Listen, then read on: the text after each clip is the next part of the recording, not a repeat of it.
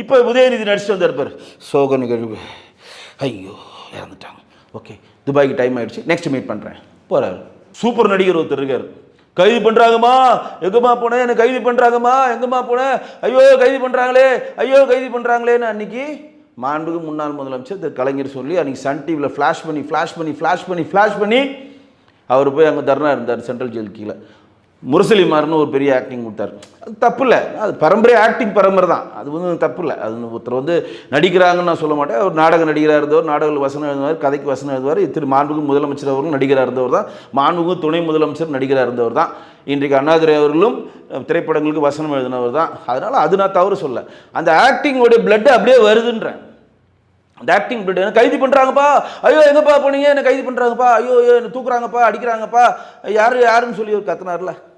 அதுக்கப்புறம் எங்கே வருது, நம்மளால் ஒரு சட்டையை கழட்டி போட்டு வந்தார் நம்ம மாண்பு முதலமைச்சர். எதிர்கட்சி பிரச்சனை இல்லை, ஆக்டிங் பார்த்தீங்களா இல்லையா? எதிர்கட்சியில் சண்டை நடக்குது, சட்டமன்றத்தில் சண்டை நடக்குது. எடப்பாடி அவர் கவர்மெண்ட்டுக்கு இதுக்கு நம்பிக்கை தீர்மானம் கொண்டு வரப்போ சட்டசபையில் சபாநாயகர் இருக்கையில் போய் ஒருத்தர் போய் உட்கார்றாரு.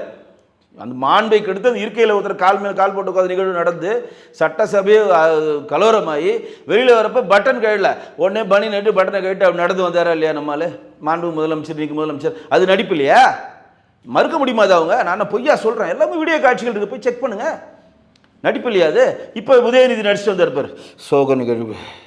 ஐயோ இறந்துட்டாங்க. ஓகே, துபாய்க்கு டைம் ஆயிடுச்சு, நெக்ஸ்ட் மீட் பண்ணுறேன் போகிறாரு.